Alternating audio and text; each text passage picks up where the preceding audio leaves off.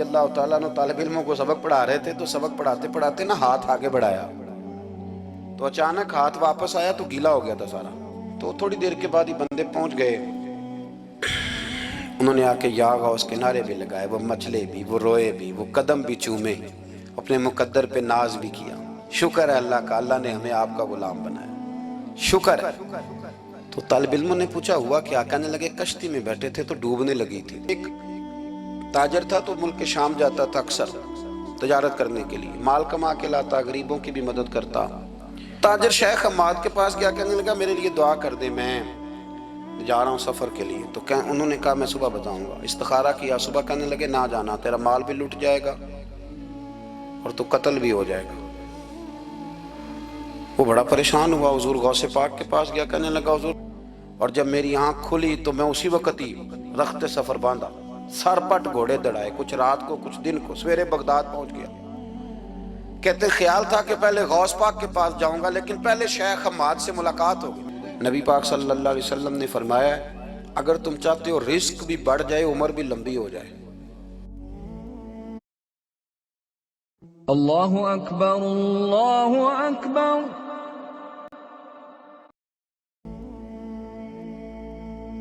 ایک آدھ بات حضور غوث پاک کی عرض کرتا ہوں. حضور غوث پاک رضی اللہ تعالیٰ عنہ نے نبی پاک صلی اللہ علیہ وسلم کی اتباع میں وقت گزارا ہے. کچھ بندے اللہ کے بڑے خاص ہوتے ہیں. حضور غوث پاک رضی اللہ تعالیٰ عنہ کو اللہ نے اعزاز عطا فرمایا, شان عطا فرمائی کہ غوث اعظم درمیان اولیاء, جو محمد درمیان انبیاء. اس طرح نبیوں میں رسول کریم کا مقام ہے نا, اس طرح ولیوں میں غوث پاک جیلانی کا مقام ہے. حضور غوث پاک رضی اللہ تعالیٰ عنہ کو اللہ نے کئی اعزازات دیے. سب سے بڑی بات یہ کہ اللہ نے انہیں کرامات عطا کی. کرامت دین کا پورا ایک حصہ ہے. ہمارے یہاں نا لوگ کہتے ہیں اخلاق بیان کریں جی, وہ کہتے کیا تھے, کرامت کیا ہوتی؟ بھئی کرامت تو قرآن پاک نے بیان فرمائی. آصف بن برخیہ جناب بلقیس کا ملکہ بلقیس کا تخت لائے تھے. یہ اللہ نے کیوں آیت نازل کی قرآن پاک میں؟ وہ قصہ کہانی ہے کہ وہ جی تخت لائیں, یہ کیوں بیان کی؟ اور تخت آیا کس طرح آیا؟ انہوں نے کہا کہ آنکھ جھپکنے سے پہلے آ جائے گا. پھر آیا کہ نہیں آیا؟ ان سے پوچھا یہ کیسے آیا؟ کہنے لگے ھذا من فضل ربی. او سنگیو, صرف حضرت سلیمان علیہ السلام کا امتی تخت لا سکتا ہے, نبی پاک کا غلام نہیں لا سکتا. یار آپ نے کرامت کا انکار کر کے اپنے آپ کو کمزور کر لیا. اور نہیں جی نہیں, یہ کیسے ہو, کیا مطلب ہے اس کا؟ آپ سورہ نمل روز پڑھے اور جناب سلیمان علیہ السلام کے امتی کی شان بیان کرے کہ وہ آنکھ جھپکنے سے پہلے 80 گز اونچا, 80 گز چوڑا, 80 من وزنی تخت آنکھ جھپکنے سے پہلے لے آئے. کسی بندے کا ایمان خراب نہیں ہوتا. اور میرے غوث پاک جیلانی, یہ وہ بندے ہیں جن کے بارے میں نبی پاک نے فرمایا کہ میری امت کے علماء بنی اسرائیل کے نبیوں کی طرح ہیں, امتیوں کی طرح نہیں. کن کی طرح؟ نبیوں کی طرح, نبیوں کی طرح. حضرت غوث پاک رضی اللہ تعالیٰ عنہ, ہم کو ملانگ لوگ نہیں ہیں الحمدللہ تعالیٰ. ہم تو غوث پاک کی کرامت بھی مانتے ہیں پر قرآن و سنت کی اینک لگا کے مانتے ہیں. یہ میری بات سمجھ لیں. حضرت غوث پاک رضی اللہ تعالیٰ عنہ طالب علموں کو سبق پڑھا رہے تھے تو سبق پڑھاتے پڑھاتے نا ہاتھ آگے بڑھایا تو اچانک ہاتھ واپس آیا تو گیلا ہو گیا تھا سارا.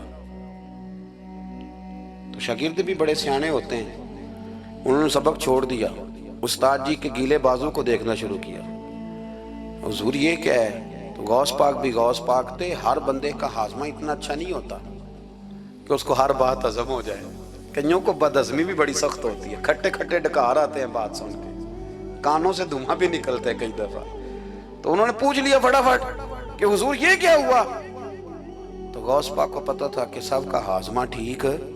میاں صاحب نے بھی کہا تھا خاصاں دی گلامہ آگے نہیں مناسب کرنی. اگلا شعر میں نہیں یہ پڑھنا کیونکہ زیادہ ڈاٹا ہے تو میں ادھر ہی رہتا ہوں. اتنا ہی کافی ہے کہ خاصاں دی گلامہ آگے نہیں مناسب کرنی. انہوں نے کہا حضور یہ کیا ہے؟ تو آپ فرمانے لگے تمہارے والی بات نہیں. اللہ اکبر. ابھی سبق پورا ہو رہا تھا تو بندے دوڑے دوڑے آ گئے اور انہوں نے نعرے لگانے شروع, یا غوث یا غوث یا غوث. لوگ کہتے ہیں غوث پاک سے ملتا نہیں. میں کہ ٹھیک آندے انہوں نہیں نہ ملیا, جنہوں ملیا اس تے رولا پانا نہ بڑا ملیا ہے, بڑا ملیا ہے, بڑا ملیا. اپنا اپنا معاملہ نا. کسی نے کہا حضور کچھ نہیں دیتے, تو کسی نے کہا میرے کریم سے گر قطرہ کسی نے مانگا, دریا بہا دیے, در بے بہا دیے. جس کو ملا ہے وہ تو شور کرے گا. تو تھوڑی دیر کے بعد ہی بندے پہنچ گئے. انہوں نے آ کے یا غوث کے نعرے بھی لگائے, وہ مچلے بھی, وہ روئے بھی, وہ قدم بھی چومے, اپنے مقدر پہ ناز بھی کیا. شکر ہے اللہ کا, اللہ نے ہمیں آپ کا غلام بنایا, شکر ہے. تو طالب علموں نے پوچھا ہوا کیا؟ کہنے لگے کشتی میں بیٹھے تھے تو ڈوبنے لگی تھی. تو ہم نے کہا کہ ہم تو غوث پاک کے ماننے والے. تو پھر حضور غوث اعظم کا دست مبارک نمودار ہوا ہے اور کشتی کو پکڑ کے کنارے لگا دیا ہے, کشتی کو پکڑ کے کنارے لگا دیا ہے. ایک قریب کہنے لگا یہ کیسے ہو سکتا ہے؟ تو دوسرا اس کی کمر پہ تھپکے دے کے کہنے لگا ویسے ہی ہو سکتا ہے جیسے آصف بن برقیہ کے ذات ہوا تھا, بالکل ویسے ہی ہو سکتا ہے. سیدنا غوث اعظم کی کرامات اتنی متواتر کے ساتھ ہیں کہ ملا علی قاری فرماتے اتنی تو کرامتیں سنی نہیں جتنی غوث پاک کو اللہ نے عطا فرمائی. رب کریم نے انہیں درجہ دیا, وقار دیا, ان کی دعاؤں کو قبولیت دی, اللہ نے انہیں اعزاز کے ساتھ نوازا, اللہ نے ان پر فضل فرمایا. ایک تاجر تھا تو ملک شام جاتا تھا اکثر تجارت کرنے کے لیے, مال کما کے لاتا, غریبوں کی بھی مدد کرتا, مدارس کی, مساجد کی, سب جگہ جہاں دین کی ضرورت ہوتی پہنچتا. ایک بغداد میں اور درویش بھی گزرے جن کا نام شیخ حماد ہے, وہ بھی بڑے درویش تھے. وہ تاجر شیخ حماد کے پاس گیا, کہنے لگا میرے لیے دعا کر دے, میں جا رہا ہوں سفر کے لیے. تو انہوں نے کہا میں صبح بتاؤں گا. استخارہ کیا صبح, کہنے لگے نہ جانا, تیرا مال بھی لٹ جائے گا اور تو قتل بھی ہو جائے گا. وہ بڑا پریشان ہوا, حضور غوث پاک کے پاس گیا, کہنے لگا حضور وہاں بھی میں نے کہلا بھیج دیا ہے, سامان میرا پڑا ہے, جاؤں گا نہیں, پیمنٹ نہیں کروں گا, ملے گا نہیں تو خسارہ ہو جائے گا, مہربانی فرمائے. غوث پاک نے مراقبہ کیا اور میں تو جا اللہ خیر کرے گا, تو جا اللہ خیر کرے گا. مرید کا عمل کے یقین, پیر کا عمل کے یقین. چلے آپ فیصلہ کر لیں تو میں آگے بڑھتا ہوں. حضرت غوث اعظم رضی اللہ تعالیٰ عنہ نے مرید سے کہا تو جا اور اللہ خیر کرے گا. وہ گیا, کہتے میں نے پیمنٹ کی, مال لیا, واپس آیا. گھوڑوں کا سفر تھا, رستے میں رات کو ایک جگہ سویا, خواب دیکھتا ہوں. خواب میں ڈاکو آ گئے, انہوں نے پہلے مال لوٹا, پھر مجھے قتل کیا, اور جب میرے گردن پہ انہوں نے خنجر چلائی, خواب دیکھ رہا ہوں تو میری فٹافٹ آنکھ کھل گئی, اور جب میری آنکھ کھلی تو میں اسی وقت ہی رخت سفر باندھا, سر پٹ گھوڑے دڑائے, کچھ رات کو کچھ دن کو, سویرے بغداد پہنچ گیا. کہتے خیال تھا کہ پہلے غوث پاک کے پاس جاؤں گا, لیکن پہلے شیخ حماد سے ملاقات ہو گئی. میرا چہرہ دیکھا, پریشان تو دیکھ کے مسکرائے, فرمانے لگے بھی تیرا پیر بڑا شاندار ہے, تیرا پیر بڑا شاندار ہے. وہ کام جو حقیقت میں ہونا تھا نا, حقیقت میں انہوں نے دعا کی ہے تو رب کریم نے اسے خواب بنا دیا ہے. ان کی دعا کی برکت سے اللہ نے اسے, اب میں بات مضبوط کرنا چاہتا ہوں تو میں ایک حدیث پاک بھی پڑھ دوں. لوگ کہیں گے جی مرنے والا بھی بچ جاتا ہے, عمر بھی بڑھ جاتی ہے. مشکات کی حدیث ہے, ترمذی میں بھی موجود ہے. نبی پاک صلی اللہ علیہ وسلم نے فرمایا ہے اگر تم چاہتے ہو رزق بھی بڑھ جائے, عمر بھی لمبی ہو جائے, تو اپنے رشتہ داروں سے اچھا سلوک کرو. اس کا مطلب ہے کہ عمر بڑھ جاتی ہے, موت کچھ وقت کے لیے ٹل بھی جاتی ہے. حضور غوث پاک کو اللہ نے بڑا اعزاز دیا, بڑی کرامات دی. آپ فرمایا کرتے تھے میں نے 40 سال اپنے رب کو راضی کیا ہے مصلی پہ بیٹھ کے. تو میرے مالک نے پھر پوچھا ہے کہ عبد القادر کچھ مانگ لے, کوئی بات کر لے. تو سیدنا غوث اعظم رضی اللہ تعالیٰ عنہ فرماتے ہیں کہ میں نے پھر اپنے رب کریم کی بارگاہ میں عرض کیا مالک جو قیامت تک مجھ سے محبت کرے, فضل کرنا اسے بغیر توبہ کے موت نہ دینا. تو میرے رب نے میری اس دعا کو شرف قبولیت عطا فرمایا کہ جو مجھ سے پیار کرے گا, میرا نام لے گا, وہ بغیر توبہ کے نہیں مرے گا. جنات بھی آپ کی بارگاہ میں حاضر ہوتے. آپ کو شیخ بحر و بر کہا جاتا ہے.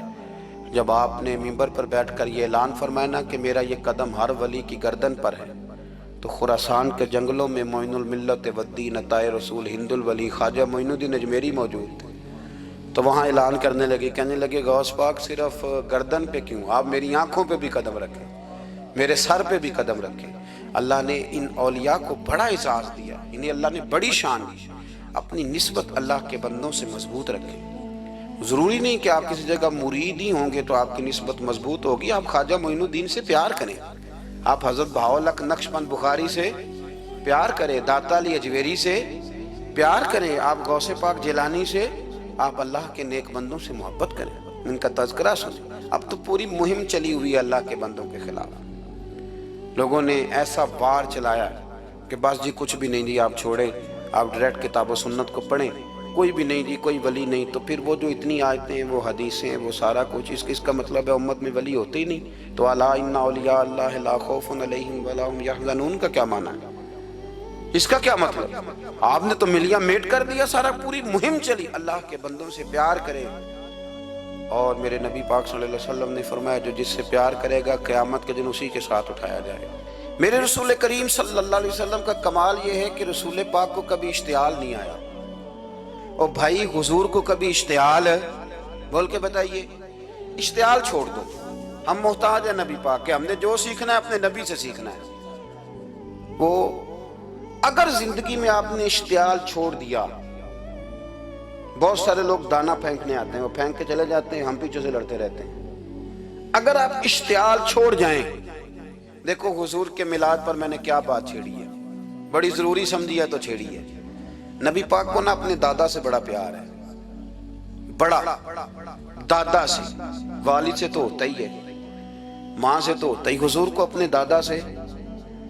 بخاری شریف میں حدیث ہے، جناب ابو سفیان رضی اللہ تعالیٰ عنہ حدیث کے راوی ہیں، فرماتے ہیں کہ جنگ میں حضور کے ساتھ تھا فتح مکہ کے بعد، تو کافروں نے بڑا شدید حملہ سامنے سے کر دیا۔ فرماتے ہیں جب انہوں نے شدید حملہ کیا تو مسلمان تھوڑے پیچھے ہٹے، ارادہ یہ تھا کہ نئی منصوبہ بندی کے ساتھ آگے بڑھیں گے۔ کہتے ہیں میں نے نبی پاک صلی اللہ علیہ وسلم کے گھوڑے کی لگام تھامی ہوئی تھی، صحابہ پیچھے ہٹے پر حضور نہیں پیچھے ہٹے اور آگے بڑھے، تو میں نے کہا یا رسول اللہ سب لوگ پیچھے ہٹ رہے ہیں، ذرا پیچھے ہٹ کے نئی حکمت عملی، نئی تازگی کے ساتھ وار کریں گے تاکہ مقابلہ کر سکے۔ تو جنگ کا موقع ہے، جنگ کا وقت ہے، اور حضور وہاں نعرہ کیا لگاتے ہیں، فرمایا پیچھے نہیں ہٹنا، کیوں؟ انا النبی لا کاذب انا ابن عبد المطلب لا کاذب، فرمایا پیچھے نہیں ہٹنا ہے، ایک تو اس لیے نہیں ہٹنا کہ میں نبی ہوں اور یہ بھی سچ ہے، اور اس لیے بھی پیچھے نہیں ہٹنا کہ میں کوئی معمولی آدمی نہیں، میں عبد المطلب کا پوتا ہوں۔ اب پیچھے ہٹنا، کتنی دلچسپی ہے اپنے دادا کے ساتھ، کتنا پیار ہے۔ ضروری نہیں دادا پی ایچ ڈی ہو تو پھر ہی پیار کیا جائے، یہ بھی ضروری نہیں کہ دادا کروڑ پتی ہو تو پھر بھی پیار کیا جائے، یا دادا پیر ہو، صوفی ہو، عالم ہو تو پھر ہی پیار کیا جائے۔ ماں باپ تو ماں باپ ہی ہوتے ہیں، ماں باپ تو ماں باپ ہوتے ہیں۔ مجھ سے کوئی کہے میں اپنی اماں پہ 6 جلدوں میں کتاب لکھ سکتا ہوں، میں ذمہ داری سے کہہ رہا ہوں، وضو کے ساتھ بیٹھا ہوں، اگر کبھی اللہ مجھے موقع دے تو میں کئی جلدوں میں اپنے والد پر کتاب لکھ سکتا ہوں۔ یہ ضروری تو نہیں کہ ماں باپ پڑھے لکھے ہوں تو پھر ہی ان پہ لکھا جا سکتا ہے۔ ماں اگر اپلے بھی تھاپتی ہو نا، اسے الف با تا سا نہ بھی دیکھ کے پڑھنا آتا ہو تو بیٹے سے پیار کتنا کرنا ہے یہ اسے آتا ہوتا ہے، یہ اللہ اسے دیکھ کے بھیجتا ہے، اس کے لیے کسی پی ایچ ڈی کی ضرورت یہ اسے پتا ہوتا ہے، یہ اللہ تعالیٰ اس کے سینے میں پہلے اتارتا ہے۔ نبی پاک صلی اللہ علیہ وسلم کو بڑا پیار ہے، انا ابن عبد المطلب، میں کوئی معمولی آدمی نہیں، میں عبد المطلب کا پوتا ہوں۔ یہ جنگوں میں حضور اعلان کرتے۔ اب دوسری کتاب دیکھی الوفا شریف میں اور شفا شریف میں حدیث ہے، حضرت عمر فاروق راوی ہیں، فرماتے میں کھڑا تھا، یہودیوں کا ایک بہت بڑا عالم ہے، زید بن دسنا اس کا نام ہے، حضرت بلال حبشی رضی اللہ تعالیٰ عنہ فرماتے ہیں کہ جب کہیں ضرورت پڑتی تھی تو ہم لوگوں سے قرضہ لیتے تھے، وہ ایک دن مجھے کہنے لگا مجھ سے قرضہ لے لیا کرو، میرے پاس پیسے پڑے ہوتے ہیں، میں نے اس سے قرضہ لے لیا نبی پاک صلی اللہ علیہ وسلم کے مہمانوں کے لیے، کیونکہ میری ذمہ داری تھی مہمانوں کی دیکھ بھال۔ آپ فرماتے ہیں کہ ابھی اس کے حضرت عمر فرماتے ہیں کہ وعدے میں 3 دن باقی تھے، میں حضور کے ساتھ تھا، وہ عالم تھا یہودیوں کا، تورات جانتا تھا، تو چوک میں اس نے کھڑا کر لیا اور کھڑا کر کے کہنے لگا نبی کریم صلی اللہ علیہ وسلم سے کہ میرے پیسے دیں، تو حضور صلی اللہ علیہ وسلم نے فرمایا کہ ابھی تو 3 دن باقی ہیں وعدے میں، انشاءاللہ وعدے پہ دے دیں گے، میں نے جو مضمون چھیڑا ہے وہ میں نے مکمل کرنا ہے، آپ میری بات پہ توجہ کرنا۔ میں کہہ چکا ہوں کہ حضور کو دادا سے بڑا ہی پیار ہے. اب وہ یہودیوں کا عالم کیا کہتا ہے نبی پاک کو, تانا کس طرح دیتا ہے, معاذ اللہ ثم معاذ اللہ, نقل کفر کفر نہ باشا. جب حضور نے کہا نا ابھی 3 دن باقی ہیں, تو کہنے لگا جی معاذ اللہ ثم معاذ اللہ, پھر معاذ اللہ, کروڑ دفعہ معاذ اللہ. کہنے لگا جی عبد المطلب کی اولاد کا طریقہ یہ ہے, پیسے لے لیتے ہیں پھر واپس نہیں کرتے. ہے نا اشتعال والی بات. یعنی ویسے ہی آپ کسی کو کہیں کہ تیرے دادے کی اولاد شاری کا طریقہ ہی وہ گرم ہو جائے گا. اور اگر یہ کہہ دیا جائے اس ذات کے بارے میں جس سے آپ پیار بھی عشق کی حد تک کرتے ہوں, تو اب تھپڑ تو بنتے ہیں نا 4, اب ڈنڈا تو بنتا ہے نا. لیکن میرے نبی پاک اشتعال میں نہیں آتے تھے, مزاج نہیں تھا رسول کریم کا. نبی کریم صلی اللہ تعالی علیہ وسلم اتنی بڑی بات کر دی کہ حضرت عمر کہتے ہیں میں نے یوں کر کے تلوار پہ ہاتھ رکھا اور نکال لی نیام سے باہر, گردن اڑاؤں گا اس گستاخ. رسول کریم نے فرمایا عمر یہ تو کیا کر رہا ہے, تیرے تو ذمہ یہ تھا کہ تو اسے نرمی کا کہتا اور مجھے پیسے دینے کا کہتا. اب اس طرح کر, اسے فلاں جگہ لے جا, وہاں کھجوریں پڑی ہیں تول کے دے دے, چل 2 کلو زیادہ بھی دے دینا. حضرت عمر فاروق رضی اللہ تعالیٰ عنہ کہتے ہیں میں نے کہا حضور زیادہ کس بات کی, میں تو پوری بھی ذرا ناپ تول کے دوں گا. اور احتیاط سے, کس بات کی زیادہ, اس نالائق کو زیادہ دوں؟ حضور فرمانے لگے زیادہ اس لیے دینی ہے کہ تو نے اسے ڈانٹا ہے, تو نے تلوار دکھائی ہے, اب 2-3 کلو زیادہ دینی. حضرت عمر کہتے ہیں میں لے گیا اور میں نے 2-3 کلو کھجوریں زیادہ دی, پر وہ میرے اندر جو اس کے بارے میں کوفت تھی وہ جاتی نہیں تھی. میرا دل کرتا تھا کاٹ ڈالوں اسے, اور جب میں نے دے لی نا تو میرے قریب آیا, میرے گھٹنے پہ ہاتھ رکھا. آنسو بڑے قیمتی ہوتے ہیں, ایک کبھی نکلتے ہیں. کہتے ہیں جب میرے گھٹنے پہ اس نے ہاتھ رکھا تو وہ یہودیوں کا عالم رو پڑا. کہنے لگا عمر تیرا کیا خیال ہے کہ میں بلا وجہ یہ میں نے بات کر دی؟ کہا نہیں, تو روتا کیوں ہے, پہلے بے ادبی کرتا ہے اب روتا ہے. تو کہنے لگا عمر میں کوئی معمولی آدمی نہیں, میں پڑھا لکھا بندہ ہوں. معمولی ہوتا تو جلدی مان جاتا, میں تورات کا, انجیل کا, زبور کا عالم ہوں. میں نے آخری نبی کی ساری صفتیں اپنی کتابوں میں پڑھی ہیں. میں نے ساری باتیں چھپ چھپ کے نبی پاک میں دیکھ لی تھی. ایک بات میں نے حضور کی آزمانی تھی ابھی, وہ یہ تھا کہ نبی پاک کے سامنے جتنی بھی جہالت کرو گے نا, اللہ کے رسول کا علم اس پر غالب آ جائے گا, حضور کا صبر اس پر غالب آئے گا. میں نے نا آج وہ آزمانا تھا, اور میں نے نا سازش کر کے بلال کو پیسے دیے تھے, اور میں نے سازش کر کے 3 دن پہلے مانگے تھے. پر عمر تجھے مبارک ہو, میں نے تو آزما کے مانا ہے, تو بغیر آزمائے محمد عربی کا غلام بن گیا ہے. اب لے جا, مجھے معافی بھی دلا, اور نبی پاک صلی اللہ علیہ وسلم کی غلامی بھی میرے لیے, اس سند پہ بھی تو میرے ساتھ شامل ہو. زندگی میں اشتعال نہ اپنے آپ کو آنے دے. لوگ دنیا میں باتیں کرنے آئے ہیں, اور باتیں کرنے والے رہ جایا کرتے ہیں. باتیں کرنے والے, میری بات کی سمجھ آ رہی ہے, اور کام کرنے والے وہ کر جاتے ہیں. اگر آپ باتوں پہ آپ وقت گزاریں گے تو رہ گئے. اشتعال, وکیلوں کو بھی یہاں اشتعال آتا ہے, یہاں ڈاکٹروں کو بھی اشتعال آتا ہے, یہاں فلانے کو بھی اشتعال آتا ہے, یہاں بھئی آپ کس چکر میں پڑ گئے؟ اگر آپ کو اشتعال ہی آنا ہے, آپ دیکھیں نا اہل طائف نے نبی پاک کے ساتھ کیا کیا. تاریخ میں نا کچھ الفاظ ایسے ہیں جو پڑھے نہیں جاتے.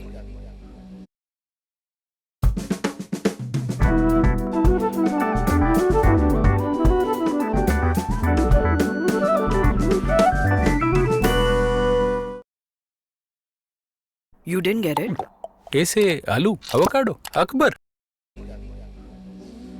جب انہوں نے کہا کہ معاذ اللہ آپ نبی ہیں جو دروازہ گھوم رہے ہیں, آپ نبی ہیں جن کے ساتھ لشکر ہی کوئی نہیں, پیسے ہی کوئی نہیں, آپ ہیں. اتنے سخت جملے, پھر پتھر بھی مارے. اشتعال تو 1.5 منٹ میں آ جاتا بندے کو, اور ہمارے ہاں تو رہ بھی صرف اشتعال ہی ہے, صرف اشتعال ہی ہے. جس کو دیکھو اسے اشتعال ہے, ادھر بھی لڑائی, ادھر بھی دنگا, ادھر بھی فساد. بھئی آپ چھوڑیں. رسول کریم علیہ السلام کو حضرت زید بن حارثہ نے کہا حضور دعا کریں گے تباہ ہو جائے. نبی پاک نے فرمایا, لفظ حدیث کے فرمایا لم ابعث لعانا, فرمایا میں کو تانے دینے والا بن کے آیا ہوں, میں کو وہ ہوں جو تانا زنی کروں گا, بد دعا دوں گا انہیں. فرمایا انما بعثت ہادیا و رحمہ, فرمایا میں تو رحمت بن کے آیا ہوں اور لوگوں کو ہدایت کا راستہ دکھانے کے لیے آیا ہوں۔ زندگی میں کبھی بھی اشتہار۔ ایک بات اور کرنی ہے آپ سے، اس پر بھی آپ نے خاص توجہ کرنی ہے، جو ہمارے لیے سرکار کی محتاجی میں سے خیرات ہم نے لینی ہے، وہ یہ ہے کہ نبی پاک صلی اللہ علیہ وسلم کو نا قرآن مجید نے حریص کہا۔ اللہ اکبر۔ یہاں شاید آپ مجھے کہہ دیں تو میں ناراض ہو جاؤں، لیکن قرآن نے کہا حریص علیکم بالمؤمنین رؤوف الرحیم۔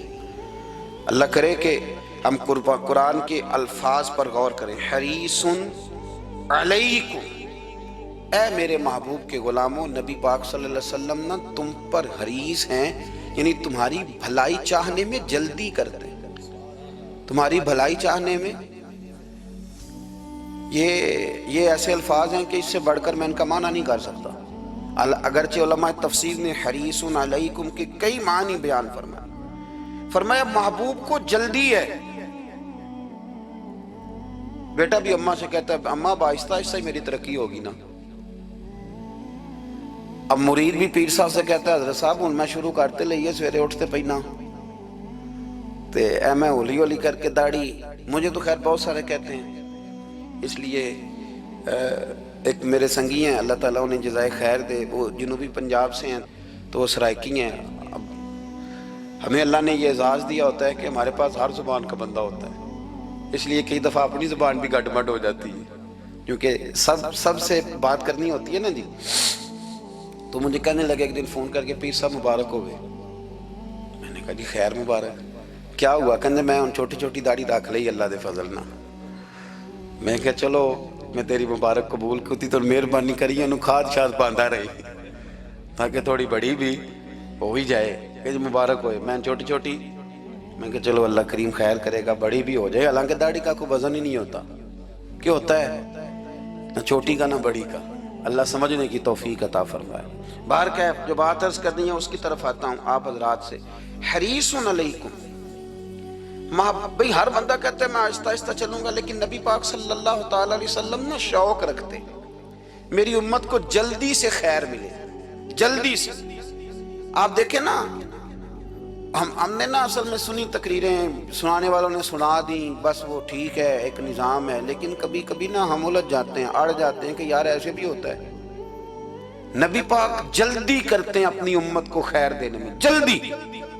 حضرت ابو ہریرہ نے حافظہ مانگا تو فٹافٹ دیا حضور۔ حضرت جابر ابن عبداللہ نے کہا حضور گھر میں غربت ہے تو فرمایا یہ کلو لے جا، کھول کے نہ دیکھنا کھجوریں، کھاتا رہنا ختم کوئی نہیں ہوگا۔ جس نے جو مانگا نا جو ذرا جلدی کر کے، مرنا ہے پھر قبر میں جانا ہے، پھر قیامت تک قبر میں لیٹنا ہے، پھر قبر سے اٹھنا ہے۔ وَإِذَا الْقُبُورُ بُعْثِرَتْ عَلِمَتْ نَفْسٌ مَا قَدَّمَتْ وَأَخَّرَتْ، پھر وہاں سے اٹھ کے حساب دینا ہے، حساب کے بعد جنت دوزخ کا فیصلہ ہونا ہے۔ اور میرے نبی پاک صلی اللہ علیہ وسلم کو بڑا شوق ہے امت جلدی جلدی جنت میں جائے، لہذا فرمایا ابو بکر تو بھی جنتی ہے۔ حضور وہ قبر، وہ اٹھنا، وہ حساب کتاب، فرمایا میں جانوں اللہ جانے۔ عمر تو بھی جنتی ہے، عثمان بھی جنتی ہے، علی بھی جنتی ہے، طلحہ بھی جنتی ہے، زبیر بن عوام بھی جنتی ہے، طلحہ بن عبید اللہ بھی جنتی۔ 10 بندوں کو نہ کھڑے کھڑے جنت۔ امام حسن اور حسین پیچھے کھیل رہے تھے تو پوچھ لیا کسی نے حضور یہ 10 تو جنتی ہیں، تو فرمایا جو پیچھے ہیں، تو کہا سید الشباب اہل الجنہ، یہ جنتی ہیں اور یہ جنتیوں کے سردار۔ آپ ذرا پلٹ کے دیکھ لیں کس طرح حضور نے، اور یہ اس شوق کو آپ سمجھیں، ہمیں تو شوق ہی کوئی نہیں، اب یقین کریں نہیں شوق، زیادہ سے زیادہ شوق ہوگا تو اپنے بیٹے کے حق میں ہوگا کہ جلدی جوان ہو جائے، اور اس میں بھی ہماری ڈبل لالچ ہوتا ہے کہ بچہ جوان ہو جائے اور میں کبھی بوڑھا بھی نہ ہوں، یہ بھی جوان ہو جائے اور میں بھی جوان ہی رہوں۔ بھئی یہ تو نہیں نہ ہو سکتا، اگر وہ جوان ہوگا تو پھر آپ کو بوڑھا ہونا پڑے گا، لیکن ہمارا ڈبل لالچ ہے کہ یہ بھی جوان ہو جائے اور میں بھی جوان ہی رہوں، یہ ہو سکتا؟ نبی پاک صلی اللہ علیہ وسلم نے فرمایا، آپ ذرا غور کریں، فرمایا وہ بیر رومہ ہے جو خرید کے دے دے گا میں اسے جنت کی بشارت دیتا ہوں۔ فرمایا جو مسجد بنائے گا میں گارنٹی دیتا ہوں اپنے لیے جنت میں مکان بنا لے گا۔ میرے رسول کریم علیہ السلام جنت کو آسان کرتے چلے گئے، فرمایا 2 چیزوں کی ضمانت دے دے، زبان اور شرمگاہ کا غلط استعمال نہ کرنا، میں تجھے گارنٹی دیتا ہوں کہ رب تجھے بغیر حساب کتاب جنت عطا کر دے گا۔ جلدی کے ساتھ حضور نے یہ شوق پیدا کیا۔ ہمارے ہاں نا ہر معاملے میں تیزی ہے، امیر راتوں رات ہونا ہے، حسین راتوں رات ہونا ہے، اور بادشاہ بھی نیک ذرا آہستہ آہستہ ہو کے کرنا ہے، آہستہ آہستہ آہستہ آہستہ۔ اور تو ہر ویلے مسیطے بہ رہنا ہے تے اور کتے بھئی ہے جی؟ بھئی مسجد اللہ کا گھر ہے، تیرے گھر بیٹھتے تو 2-3 دن زیادہ بیٹھتے، تو نے کہنا تھا کوئی اور کام بھی کریا کر۔ اللہ کے گھر بیٹھے ہیں تو یہاں بھی تجھے اعتراض ہے، کدھر جا کے بیٹھے، کدھر بیٹھے جا کے؟ ہمارا ایک پیر بھائی تھا، اللہ اکبر، تو حضرت صاحب کے پاس آ کے نا کسی نے شکایت لگائی اس کی کہ اس کے گھر والے کہتے ہیں تیار والے پیران کو لے بیٹھا رہنا ہے، تو سب ہنس پہ فرمان لگے ایک باری پھر گل کری، کہتا جو کہتے ہیں ہر وقت پیروں کے پاس بیٹھ رہتا، فرمایا یار بڑا مزہ ہے، ایک باری پھر کری۔ تو وہ جب حضرت صاحب کو مزہ آتا تھا تو ہمیں مفت میں آنا شروع ہو جاتا تھا۔ تو یہ تو بڑی بات ہے نا جی کہ کوئی کسی اللہ والے کے پاس بیٹھتا ہے۔ میری بات کو سمجھ لیں، جلدی کرتے رسول کریم، ہمیں بھی تھوڑی جلدی کرنی چاہیے نبی پاک کا غلام بننے ہیں۔ صحابہ نے بڑی جلدی کی، آپ یقین کریں 1 منٹ بھی دائیں بائیں نہیں، بس آج حکم آیا، آج ختم، آج ہی عمل ہوگا، کل پرسوں ترسوں کی بات کوئی نہیں۔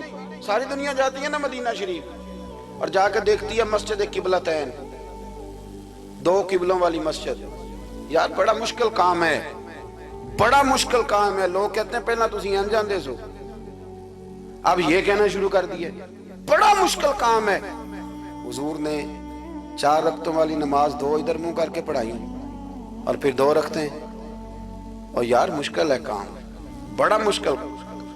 یہاں تو میرے بھائی پگڑی کا سٹائل بدل ناراض ہو جاتے، اور میرے رسول کریم صلی اللہ علیہ وسلم نے کعبے کا رخ ہی پھیر لیا تو سلام کے بعد صحابہ نے سوال نہیں کیا۔ کسی نے پوچھا کل تم نے 2 ادھر پڑھی تھی، آج 2 ادھر پڑھی، انہوں نے کہا ہم نے قبلہ نہیں دیکھا، ہم نے تو یہ دیکھا امام کدھر جا رہا ہے۔ حاجیو آؤ شہنشاہ کا روضہ دیکھو، کعبہ تو دیکھ چکے اب کعبے کا بھی کعبہ دیکھو۔ جلدی کریں، وقت بڑا تھوڑا ہے، بیماری فٹافٹ آ جاتی ہے کچھ پتہ نہیں چلتا، کمزوری فٹافٹ آ جاتی ہے کچھ پتہ نہیں چلتا، بہت سارے حالات ہیں جو جلدی خراب ہو جاتے ہیں۔